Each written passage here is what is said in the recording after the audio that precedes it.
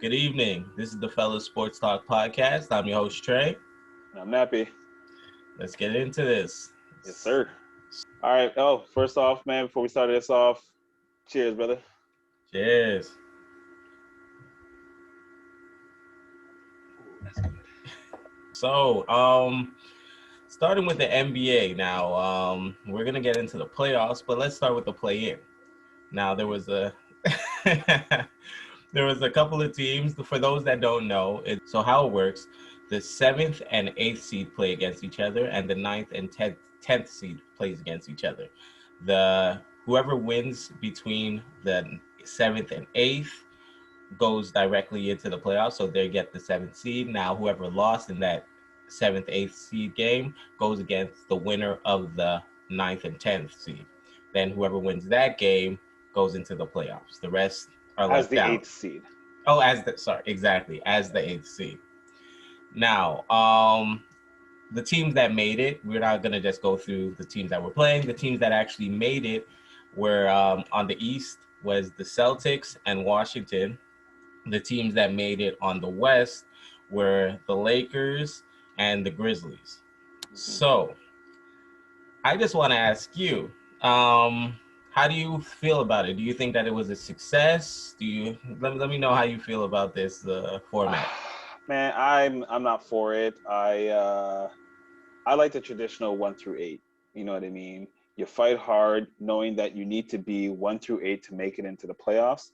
So if I'm that 9, 10 seed already going into the end of the season, I still got to hustle hard to try to win as much. And naturally, you hope, that you winning and the other teams losing works out in your benefit. Now, the way it works out now, it's like you kind of make it seem okay to be comfortable finishing anywhere between 7 and 10 because you still have a chance to make it into the playoffs, because now it just becomes for the 7th and 8th seed, it's you win, you're good, you're guaranteed. Whoever loses that game plays 9 and 10. Like, you have to win 2 games to get in. I don't like it. Maybe it's because, like we've been saying in the past, maybe it's because of shortened season and everything, with the way everything was rushed. I find, like, it just, for me, it doesn't fit. I might be the only one. There might be others who are with me. I don't like it, especially looking at how this year would have played out. Steph Curry and them would have been in the playoffs had it been the traditional 1 through 8. And I'm sorry, as much as I like Ja Morant and whatnot, because I think he's a bomb player, I still want to see Steph Curry as an 8th seed underdog take on a number 1 seed. Like, that's just me. Like, that's the kind of excitement basketball that I want to see. Now, it's not saying I'm not going to watch them play the 1 versus 8 seed. I'm just not going to be as excited about it. Like, you know what I mean? That, for me, that level of thrill is like, all right, cool.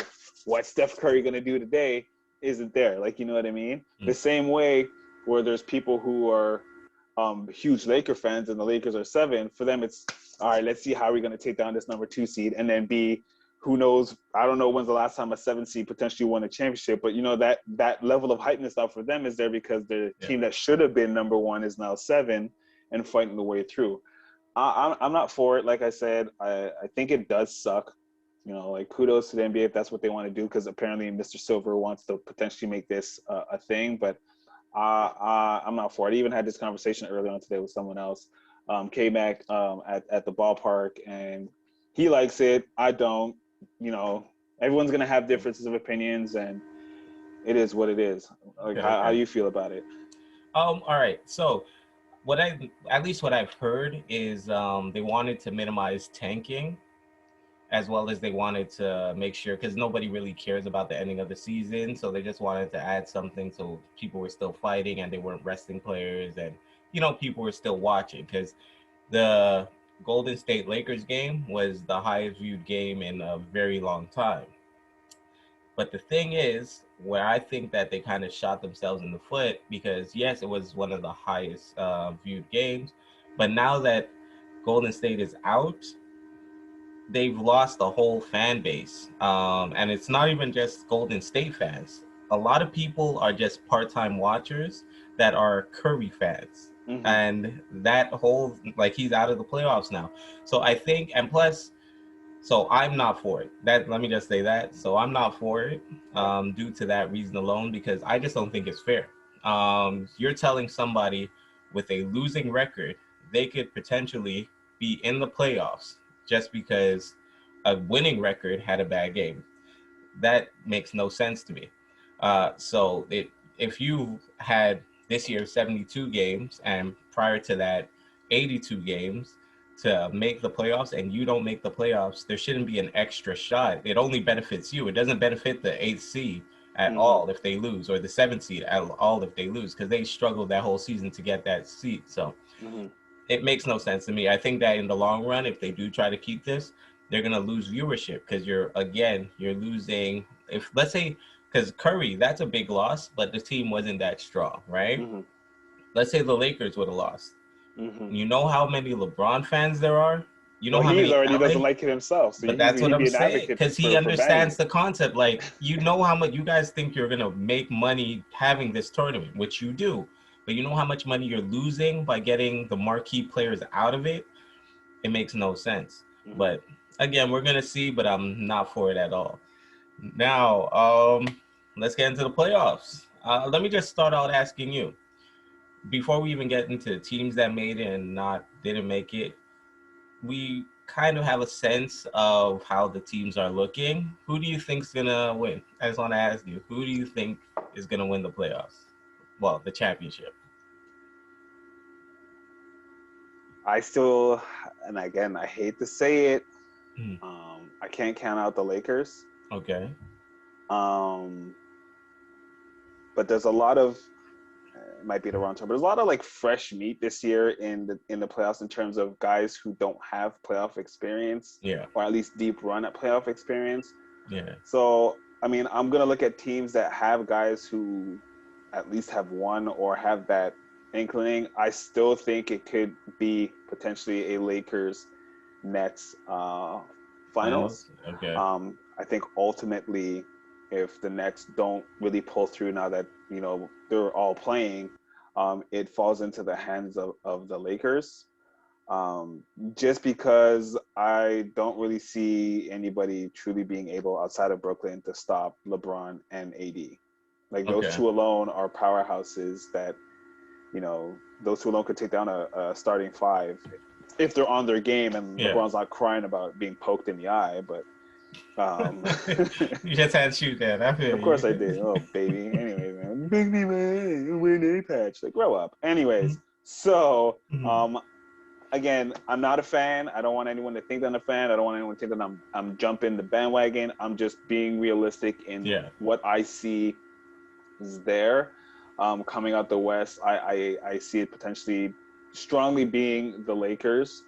And out of the East, like I said, if Brooklyn bands together, because I'm pretty sure they lost or they were losing earlier on today to Boston, but I don't know the outcome of the game because it's not finished yet. Yeah. But like I said, to me it's gonna be those two. I want out of the East just because the Raptors aren't there at this point. I mean, let's go Brooklyn. Because I really don't see any other team in the East being strong enough to take down that team in the West. Yeah. But again, if I have to be realistic as a fan of basketball, I kind of have to put it on the Lakers. Okay. Just based on what I see in terms of who's there and the experiences that come along. We all understand, and regardless what sport you play on the face of the earth, the playoffs is a different breed. Exactly. It's a different season, and it's either you're cut out for it or you're not. And if I have to rely on that experience of being there, especially now that there's a 7 seed chip on their shoulder, I think they're going to play with a different poise. I feel like the Lakers might just come out on top. Okay, that's solid. That's a solid pick. And who would you pick based on, again, just on what we know who's in and whatnot? Okay, I'm leaning towards Brooklyn. I think that they actually have the better team. I think that watching them play, even though they barely played, they just seem to have that natural chemistry. But that's what you get when you put a lot of talent together. You're able to it's like an all-star game, right? You're able to you put the best players in each position on one team, they're gonna figure it out. So I definitely think that they will win. The thing is, even if let's say Brooklyn loses tonight, um, I'm not even shocked. I wouldn't even be shocked if they did, because again, they've been off for more days than the Celtics. The Celtics had the play-in game, so they're still on the ball. Sometimes you just gotta get knocked down a little to get back to playing. So, but I do agree with you. Lakers and Brooklyn in the finals. I think. I don't think that the Lakers would beat them in a 7-game series. So my bet is, or my money is on Brooklyn. Brooklyn. Yeah. Mental fatigue. I think it's a real thing when it comes to sports, because I'm thinking like what happened with the Warriors against the Grizzlies, and how they fought so hard. The Warriors fought so hard in that Lakers game down to the last minute and lost, draining. And then you go into the next game, and that made me think of the Gonzaga and UCLA game. Like sometimes when you push everything in one game, it's hard to gain that same energy and intensity for the next one.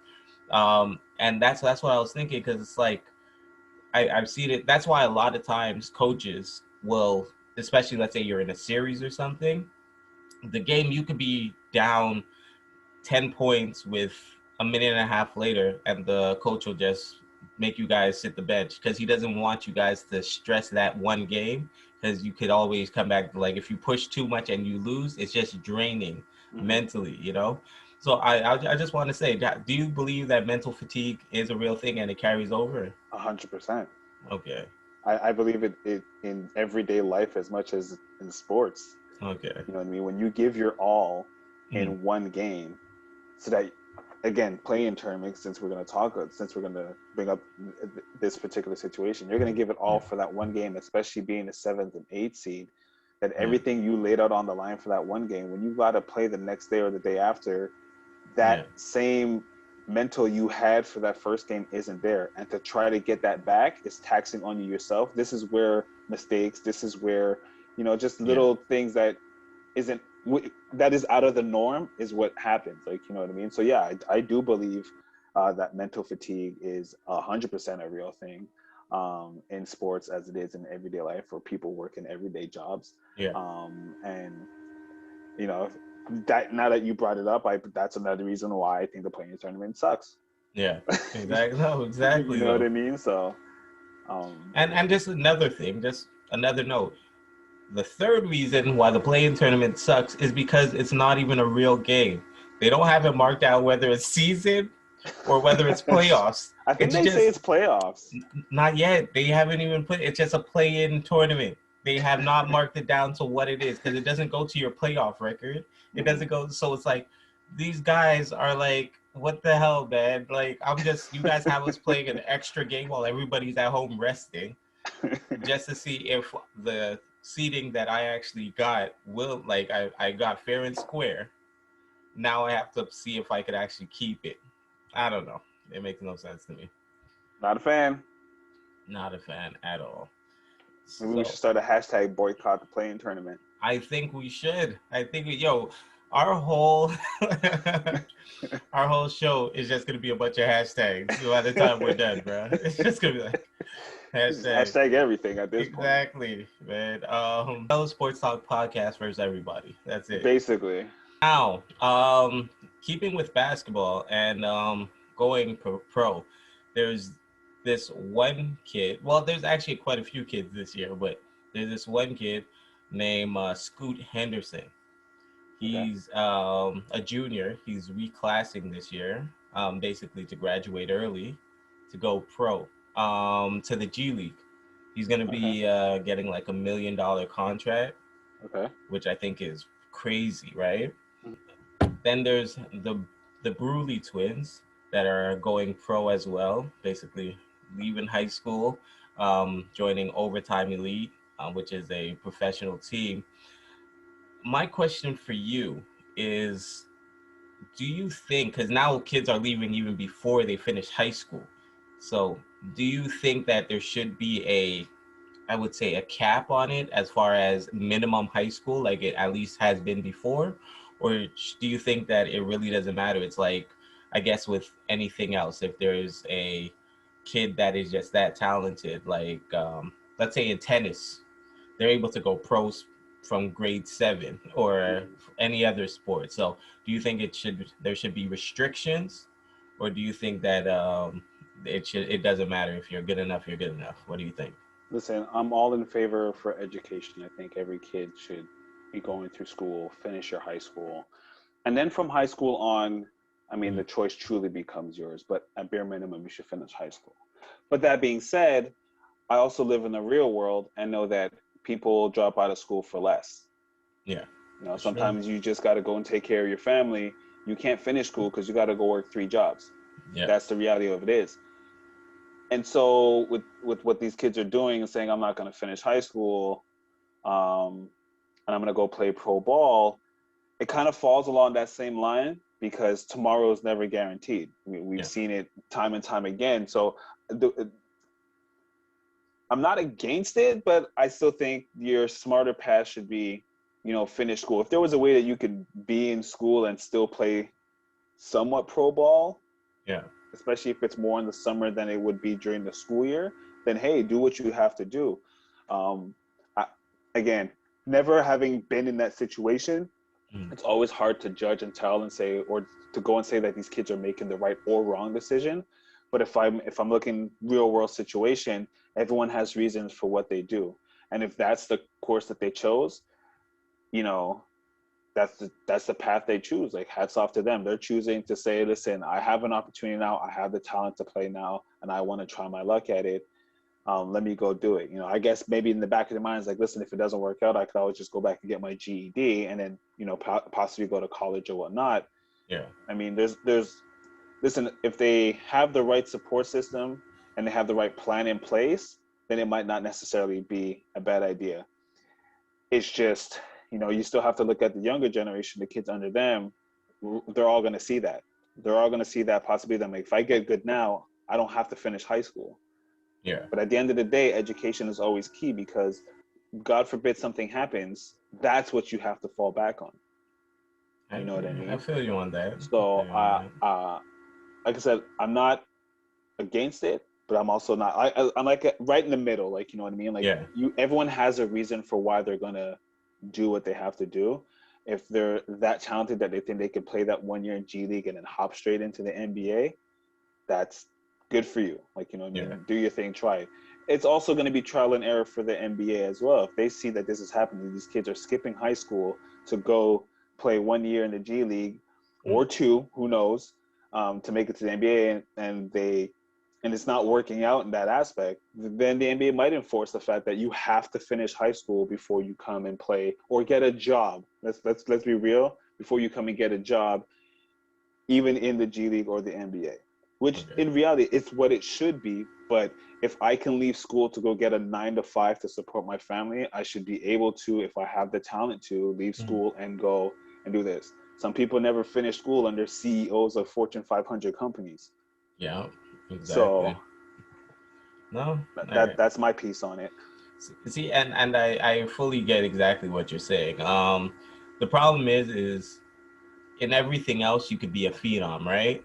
Like in every other thing except for, I guess, basketball and football. Those are the only two where you actually have to go through the whole collegiate system, then you could get to the NBA or the NFL. But every other sport you're able to, again, go pro straight out of high school, for the most part even in high school, and you could still go to college if you choose. And that's what I was going to say. When it comes to college, I'm more on the side of they should be able to do as they choose. More, of course, I agree. I have no issue with education. I'm 100% for education, but I also think that an opportunity is an opportunity. Mm-hmm. So, if you're receiving an opportunity to make $1 million right now, if you're smart and if you have good people with you, you can take 100,000 out of that million and pay for the finest colleges and get your education there, and you still have 900,000 left. So I do think that I don't I think that now kids are starting to just take their futures in their own hands, realizing that at the end of the day, if you're good enough to go professional at, because let's say LeBron James, right? They were saying he was probably able to go professional from his second year in high school. They were like he was good enough to go pro. And seeing how he was when he went pro, I fully agree. Like he probably was. So that extra 2 years didn't really, it could have changed something for him, A but hundred percent. it might not have. You know, he might have gotten firsthand knowledge playing the game.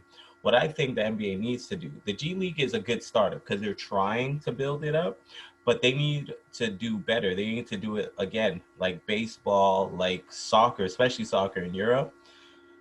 They need to have a better farm system where they are, and even basketball actually in Europe, a better farm system. They're getting these kids, making them go pro at like 15, 14 years old, and fully developing them in the system until, let's say, the Celtics, they could draft a 14-year-old and get him by the time he's 18, he could sign his real professional contract to the league. And that's how I think they should probably try to do it because there's a lot of talent and it's not stopping. And the thing is, all these other systems, whether it's Europe, whether it's Africa, whether it's China, they're willing to pay these players. So they're going to get paid. Now it's about the US trying to keep up with it. So I'm more for the get your money and you could, I'm not saying you could figure out the education after. I think that that's what the NBA needs to instill like a, you can get signed, but you still have to get some education along with it. Finish high school. Exactly. But finish high school, but I think within like the system, like because it's not like you could go clubbing. It's not, so why can't the NBA have like tutorials and stuff? You have, all they do. Most NBA players say the hardest part of getting used to the NBA is so much extra time. It's like you go, you practice for 2 hours in the morning, you come home. Now it's up to you if you want to go back to the gym, if you want to do it, but you have nothing else to do and you're worth millions. So that's why a lot of them get into trouble. Because so if you're, let's say, a 16-year-old and you have that free time, they can actually get a tutor. They could get somebody that's teaching you and you could still get your education, but still go pro. I think that's probably the better way to go about it. But telling these kids to, you know what I mean, $1 million deal, shoot that away so you can hopefully go to college and get a $30,000 job. It's kind of difficult to just tell them that. So I'm more for the going pro sooner than later if I have to choose. And I'm pretty sure you ask anybody who's being asked, "Hey, do you want to go pro now?" I don't see very many people saying no. Yeah, Again, for me, it's you just got to make sure that these kids have the right backing, have a proper surrounding. Because yes, by today's standards, let's be honest, $1 million is not a lot. But when you don't have anything, $1 million is a fortune, exactly, right? exactly. It's a fortune, and to be that kid who was just in class begging mom or dad um, for $2 so that they could buy an oatmeal cookie in class Yeah, at school, and now they're being told, well, you can buy basically the cafeteria with the $1 million we want to offer you. It's like, yeah, it's very enticing. It's like, yeah, oh, I could take care of my family, I could do this, I could buy this, I could do that, but they need to have that person or people in their life and say, yeah, you could do all that. But right now, it's about taking that change that you're just getting now and trying to make more out of it. And the way you're going to make more out of it is by focusing on what's getting you that $1 million in the first place. Don't we'll have time to buy this and do all that extra stuff. yeah. Take this and now run with it. Make that money make money for you. Agreed, So agreed. I want to ask you guys now. Let us know whether there should be an age restriction, and yeah, I just would like to know what the consensus or the number of people agree with that. Because leave that comment. hockey talk, Canadians, man, how do you feel about how they're doing in this postseason? Let's be honest. They are uh, the underdogs. Let's be real. If you're looking at it from a seasonal standpoint, Mm, yes, they won game one. Um, a very good game. I didn't watch it, to be honest with you. I forgot what I was doing, but I wasn't watching hockey. And um, from the highlights that I saw and from the reports that I saw, it was a very good hockey game. Yeah, there was an unfortunate incident in the game. Um, with the Maple Leafs captain. I don't know if you saw it, but it Yeah, it was wasn't bad. pretty. Yeah, it was bad, man. Um, but they played game two tonight, and given the fact that now the game's already over, they got mollywopped. Yeah, yeah, yeah, I believe last time I saw the score was 5-1. So it's and to be honest with you, I kind of had a feeling that they were going to lose game two, yeah, just because Toronto now has that, like, listen, you took out our captain. It wasn't on purpose. yeah, Let's be clear that we all know it wasn't on purpose. It was someone trying to avoid the collision in the first place, but unfortunately contact was made. Um, but you knew they were going to come back to win this game for their captain, and they clearly showed it. That display of talent that Toronto does have. yeah, Let's not kid ourselves. They do have talent, but of course, hometown boy. I'm still rooting for the Habs. I think if this series is going to be won by Montreal, mm, it's going to be a fight beginning to end. This is where that mental toughness might even come into factor that we were mentioning before. That they're going to, if they win in seven. But everything they put into this series might just hurt them in the next, unless they can catch a good wave. no, Which, exactly. It you know can what I mean. happen, It but can it's happen, hard. but It's hard. knowing that you're playing the number one team in the North Division, Yeah, um, again they have a lot of weapons. Toronto, I can't take that away from them. Um, but Montreal's been, they've had a lot of injuries. The guys are back, but some of these guys are back having not played for a while. exactly. So it's going to take 2-3 games for them to really catch that flow. Same thing for Carey Price. Yeah, he might have played a game before game one of the series, but he still needs, Yeah, 2 or 3 games to really get back in that flow. I think game three is going to it should definitely be similar to game one. yeah.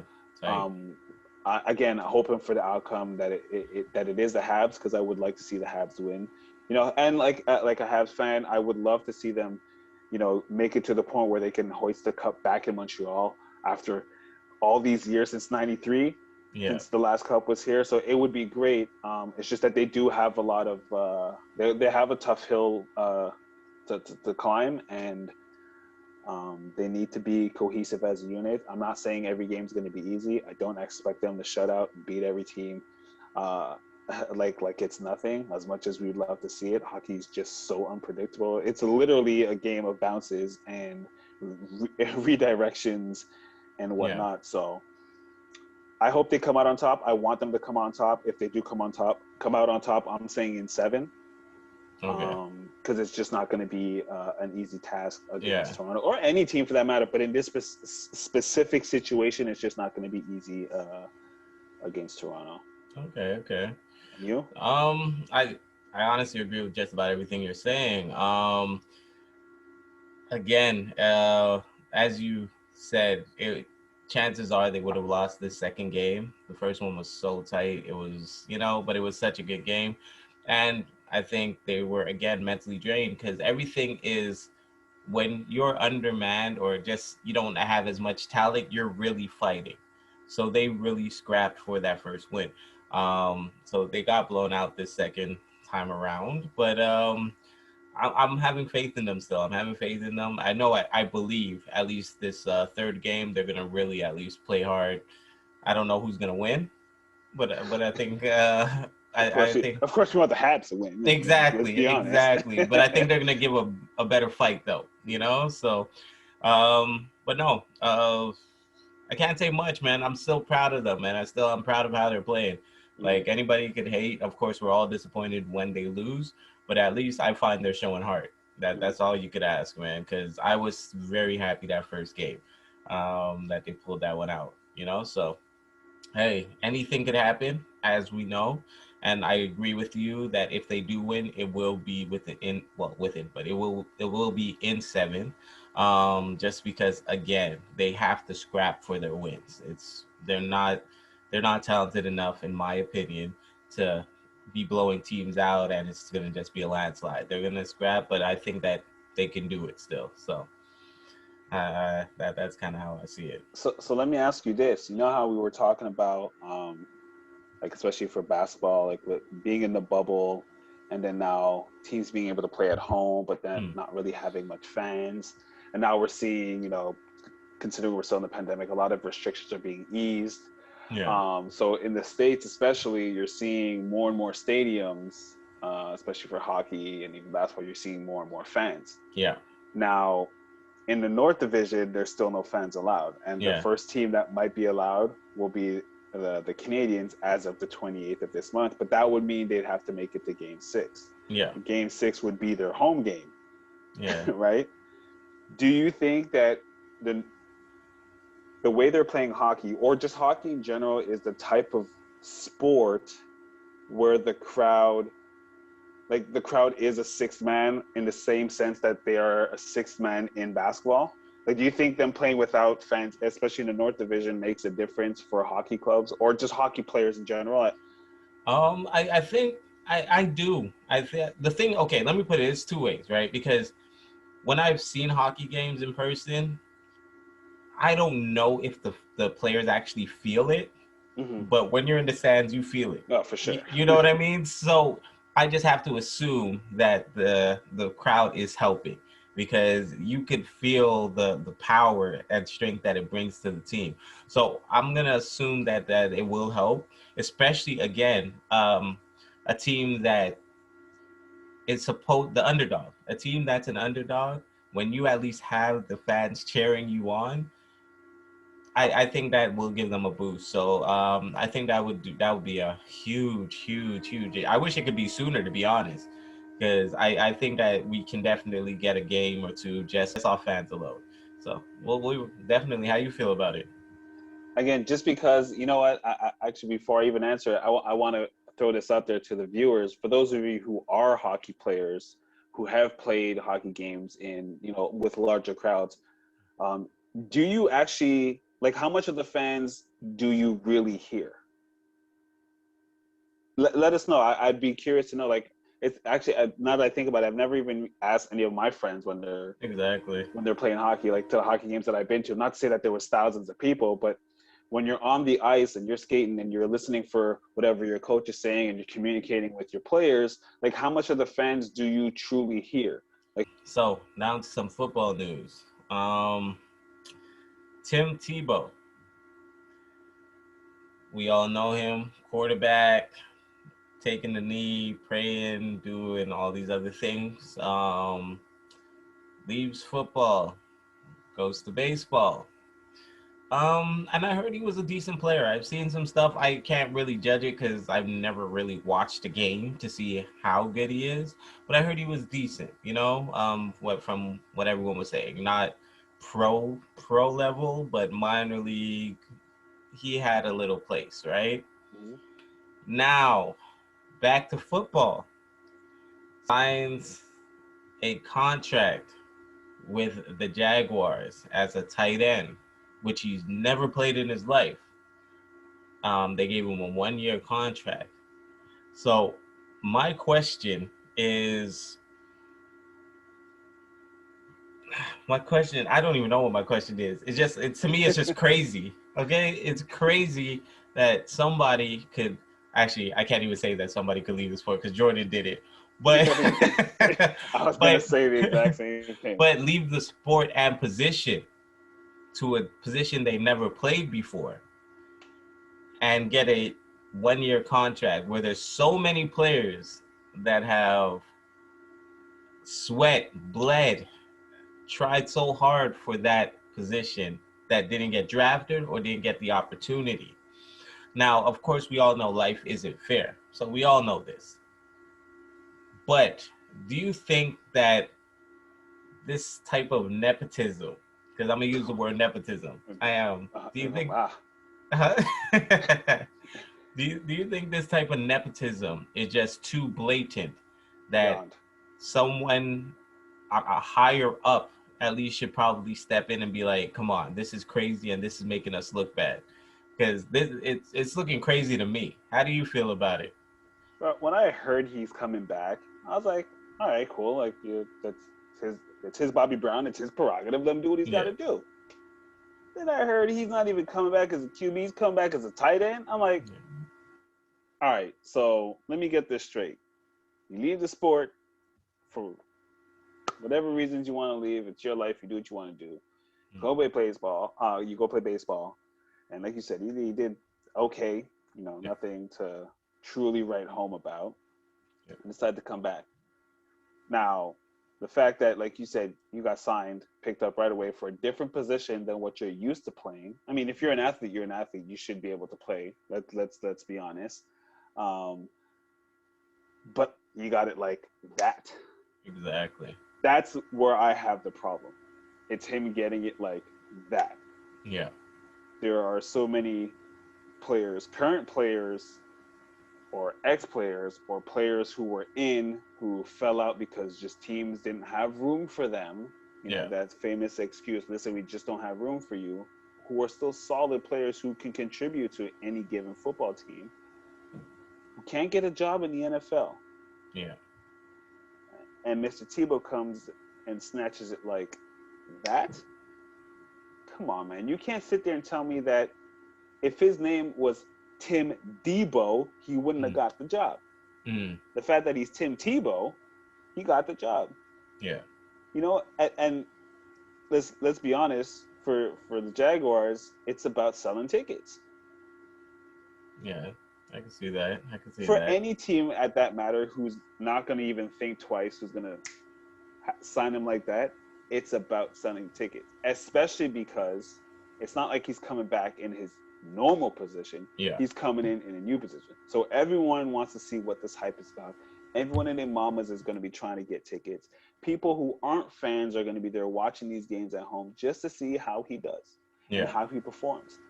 And I don't think it's fair. I think like any other player who wants to come back after leaving the sport or hasn't been in the sport because they were cut XYZ years ago, you hold tryouts and you hold this, that, and the third. And you at least put it out there that, they had these workouts, they had these sessions, they had these trials before the guys came, and we feel in our best opinion based on what we saw that he's the best player for this position. At least give me that. At least give the fans that much to say that, he put in his work. I'm not saying he didn't have workouts, but did you see those workouts? Did you see those tryouts with those or practice with those teams? I have not seen that. He just said, I'm coming back. Jaguar said, cool, we got you. He's like, cool, but I'm coming back as tight end. He's like, yeah, don't worry about it. Here's $3 million or whatever he's getting paid. Mm-hmm. But you couldn't hold you couldn't do this during your NFL workouts and practices and stuff like that. Like, do it properly. Like, this was backdoored, and it was backdoored bad. And again, in today's world of social media, and all this stuff, you can't think you're going to backdoor the situation and the people aren't going to talk about it. Yeah. You can't backdoor the situation and think that people aren't going to be upset. Yeah, there's going to be people who are going to happy who are legit fans, which is fine. I'm not saying not to be happy that he's playing. I'm just saying from a business standpoint, outside of looking at the fact that this is additional sales and tickets for you, you still have to be politically correct. Yeah. And I don't see that happened. It didn't happen there, and I think it's wrong. And for so many reasons, I kind of hope they have a shitty season. I do. I really do. No, I feel you, man. And that's Nappy's 2 cents. No, I feel you though. To be honest, like I'm not even gonna say I hope they have a crappy season because it's not that I care, but I don't care. I hope he's actually good. To be honest, like if he's actually good, I'm gonna be like, you know what? I had no clue. They saw that he was an amazing tight end, and he could, because he's built as like a tight end. He could definitely be like the way he's built. He's not necessarily built like a quarterback. He's built like a tight end. So I could see that being. It's just that he hasn't showed anything that he can be a tight end. No parts. He hasn't showed me that he's physical. I guess he showed that he can run, but I don't know how good his hands are. Like, I don't know all these extra things. I don't know how good he is at blocking. These are things that tight ends have to do. And I've yet to see this, and I've yet to see real footage of him doing this. So I don't know, man. I wish him luck, but I just think that it sucks for so many players that don't get this opportunity. Of course, again, things aren't fair. We understand this, but to make room for somebody, I don't know if he's even gonna get his a final roster spot. I don't know, but even this opportunity, I don't think it's okay unless you show something. Like you said, if they just had a trial between him and three other players and you just saw that he was good enough, and then they're like, we're giving it to him, slowly get it. But just to be like, we know the name, we know you can probably sell tickets, here's I'm not cool with that. I'm not cool with that at all. But no, it's just definitely interesting that they would just be blatant with it though. I thought that was pretty Super, crazy. super blatant. Uh, Again, it's you know how Yeah. it is, man. You got, well, I say a little, but they got a little money. Just they Mhm. know that this former stars come back. Let's just flash a little green, see if we can come in. Don't worry about everybody else. Everybody gonna be mad. Let them hate. Let them hate. They're Yeah. gonna do it. And an organization in any sport's gonna do what they feel is best for their organization. Let's be That's honest. They true. don't care. I'm not gonna say they don't care about you and I, because they do, because we're the fans. Yeah. But at the end of the day, they don't care, because if you were a fan and you drop, I'm just gonna get one or two more from you leaving. So, Yeah. fans, to them, as much as they say they appreciate the fans and this, that, and the third, we're all going through a revolving door. You Yeah. think they remember you at the end of the day? They don't. They just see green, or Uh-huh. in our case in Canada, multicolored money. Like, you know what I mean? So Monopoly money. basically, Yeah. So, as we all know, man, there's been a lot going on this interweb. yeah, there's Um, always a lot on the interwebs. big facts, big facts. Um, Sir Kwame Brown, House of Washington. He's definitely he's had enough. Seems Yeah. like he's had enough. He's had enough. Um, for those who don't know, I'll just give a brief rundown on All the Smoke podcast with Matt Barnes and Stephen Jackson. They brought up his name was brought up. Kwame Brown's name was brought up between a conversation with Jeannie Buss, and then on another episode with Gilbert Arenas. And they said his name in more of a condescending, mocking way, and he did not appreciate that. So that's kind of where this all starts. Now, since then, he's been going at Stephen A. Smith because for the years he's been tormenting him. He's been going at even Skip Bayless. He went at Chris Broussard. He went at Rob Parker. He went at Charlemagne. Charlemagne the God, DJ Envy, and the list goes on.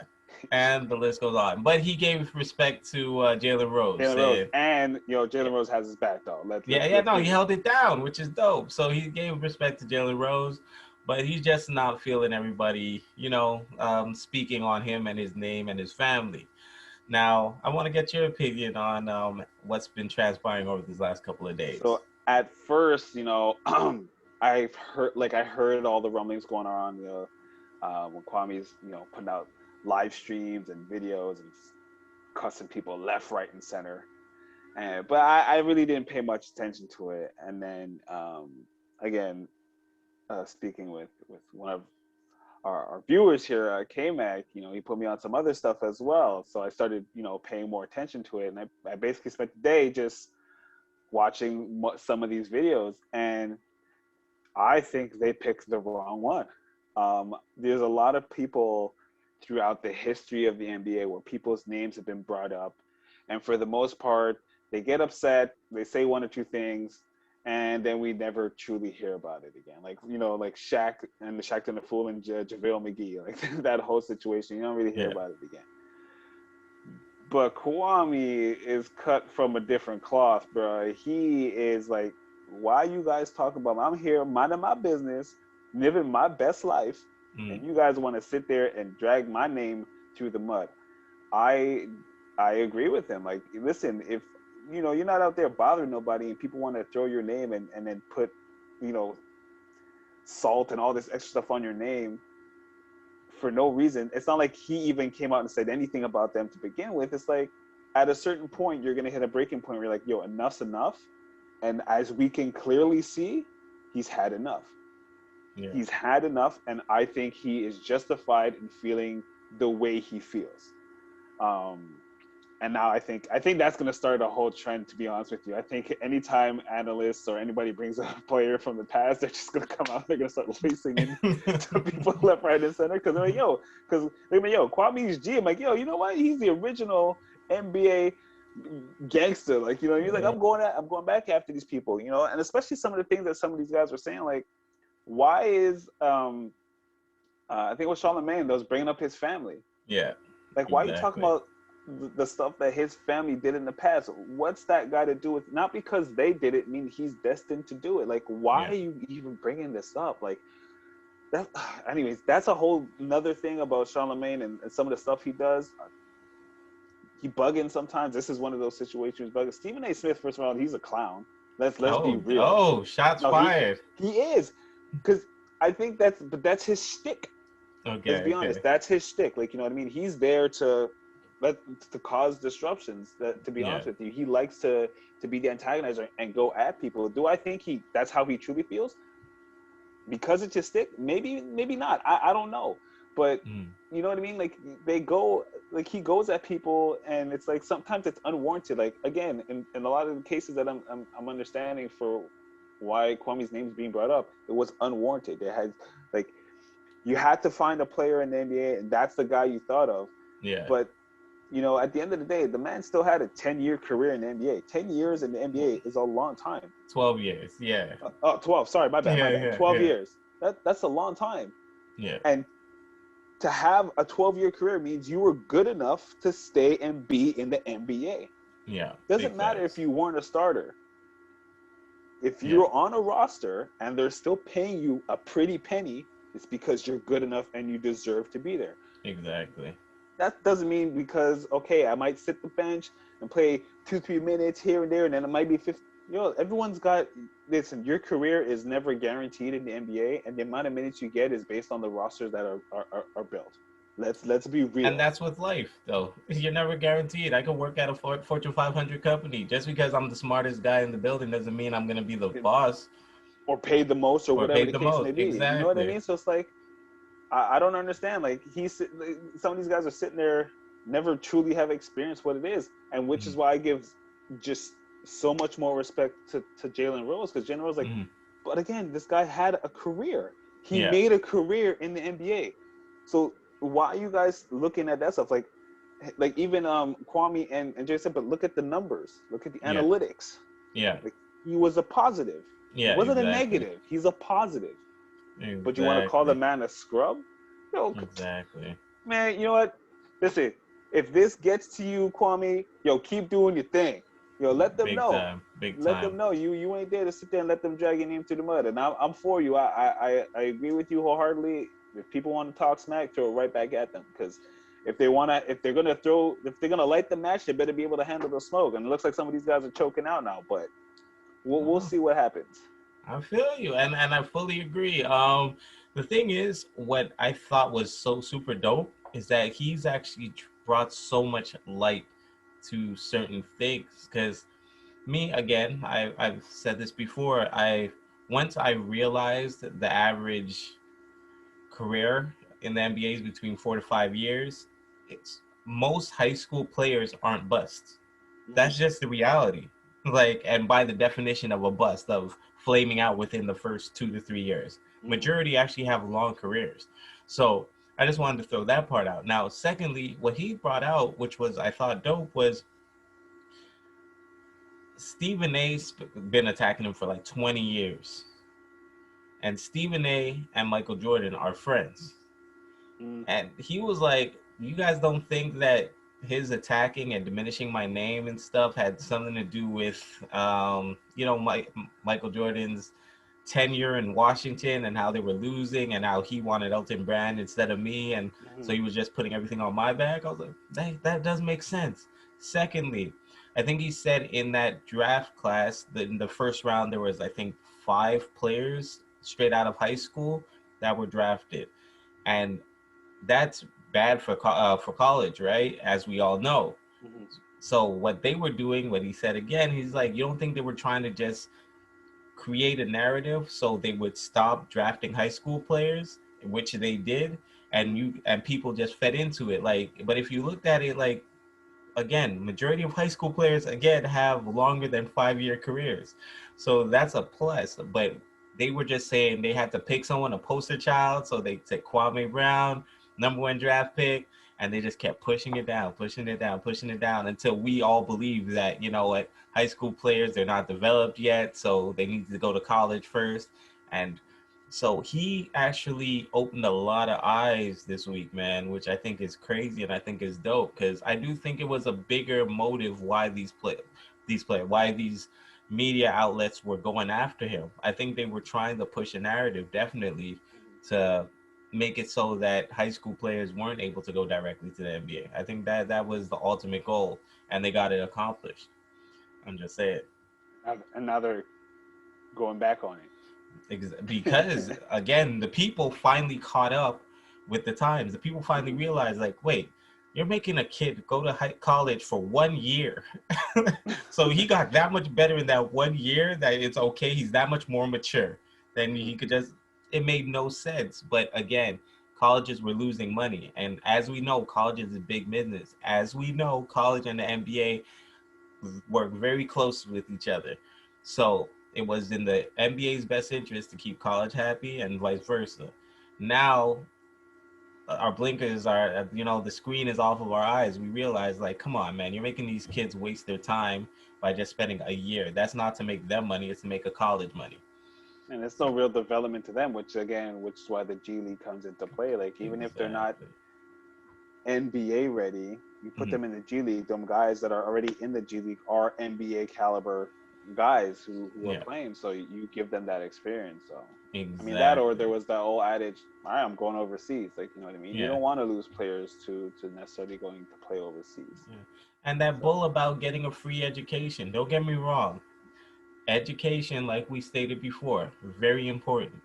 But these players, half of them aren't going to class. The other half, the ones that are really good, never step a foot in class because they're leaving after their second semester. Once March Madness is done, they're out, bro. mhm. So it's not like those guys are even going for the education. Think about it. Kyrie Irving barely played his freshman year. Like, barely. He did play, but barely. And he got drafted #1 in that to the NBA, bro. He he might have went to classes. I can't speak for him, but I could say chances are my man was chilling because he knew he was going into the draft, which a lot of players do, bro. Like, no, it's a vicious system, and I'm happy that someone that been through it is speaking out on it because a lot of people just conform and go with it because this is big business. So you're trying to get a job in the studio, get a job doing this. So he was just like, nah, I'm gonna tell you guys how it really is, and I actually believe him. So I think it's pretty dope. Yeah, well, let's see what's gonna happen over this next couple of weeks. If it's gonna if this beef is gonna continue escalating or if it's gonna fizzle out. We'll See, we'll see. see. I'm here for it. Once again, this is the Fellaz Sports Talk podcast. You can follow us on YouTube, like, share, and subscribe. I'm your host, Trey. And I'm nappy.